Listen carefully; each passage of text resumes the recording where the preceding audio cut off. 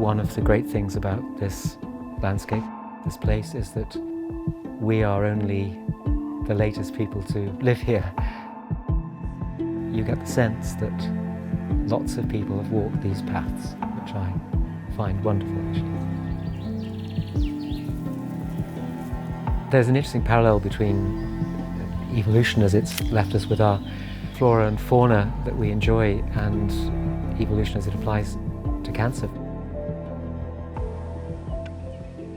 Cancer, it's a natural process.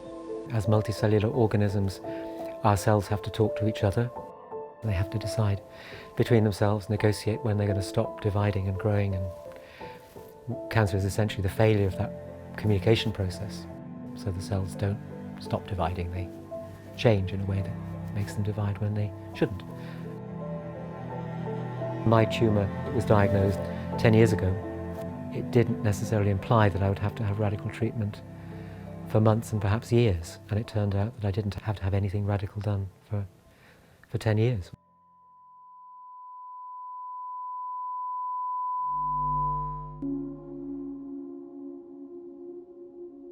Rob was initially diagnosed in 2011 with early-stage prostate cancer. More recently, his cancer has progressed, and therefore he was offered treatment, initially with hormones, followed by radiotherapy. The MRI technology has been around for a long time, and so has radiotherapy.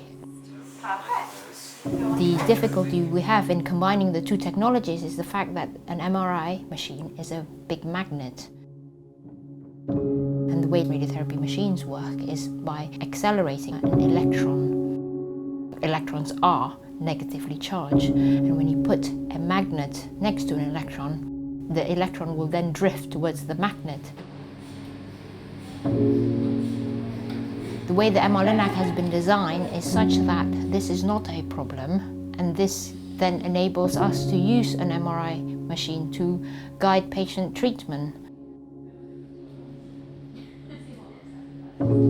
It's as if, you know, it's like seeing for the first time, because suddenly you can see where the organs are, suddenly you can see where the tumor is.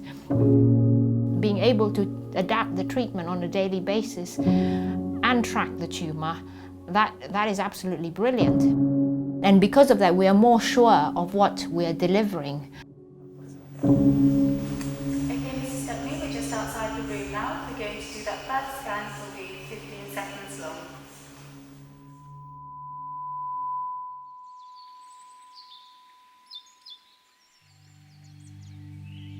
My name is Rob Stepney. I'm a medical writer, medical journalist. I've written about most areas of medicine, cardiology, psychiatry, and quite a lot about cancer. Moving from writing about something to actually having it done to you is quite a strange thing. And it was always certain that I would end up the recipient of some of the things I've been writing about.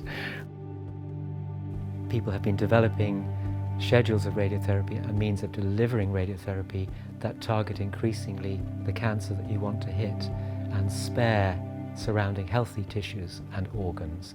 And the MRIdian machine is the latest stage in that evolution, if you like. You can see them very painstakingly mapping out areas that they want to target with the radiation and mapping in a different colour areas that they don't want to target. It's a bit like a child's colouring book, you know, that you can't cross the line, you have to stay within the line. You can see the organs in real time. You can lie in the machine and actually see your diaphragm move in and out as you breathe. If your organs move out of alignment, then they simply stop delivering the radiation and sort of reposition you and then resume it.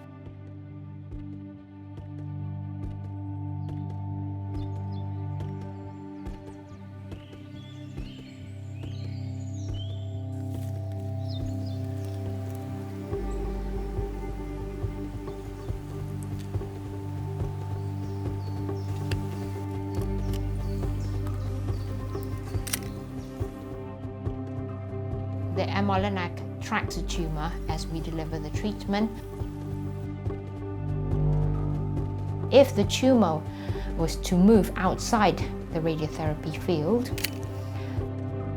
the beam turns off.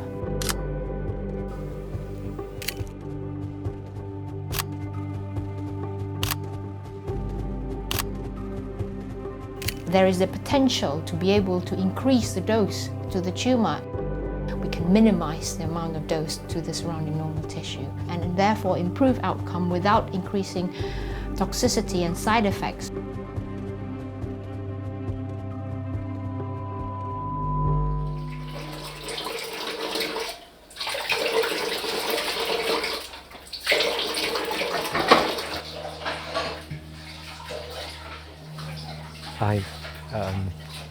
I have had lots of support from friends and family. The treatment is over now. I had the 5 sessions spread over 2 weeks. The toxicities were as advertised, but they have resolved pretty much over 10 days.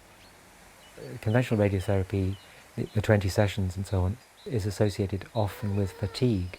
I was wondering whether I would experience that, and in fact I touch wood, pretty much haven't experienced fatigue, and I've carried on working and I've seen friends where it's been possible. So, and walking up the bridleway as I would normally.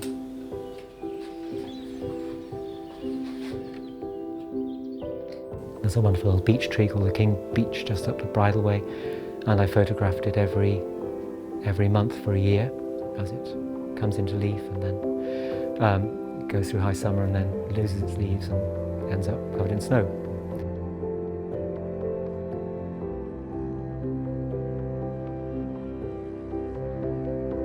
We hope the treatment has been tolerated well, and we hope that it has controlled his cancer and that he will live many years free of cancer and free of side effects.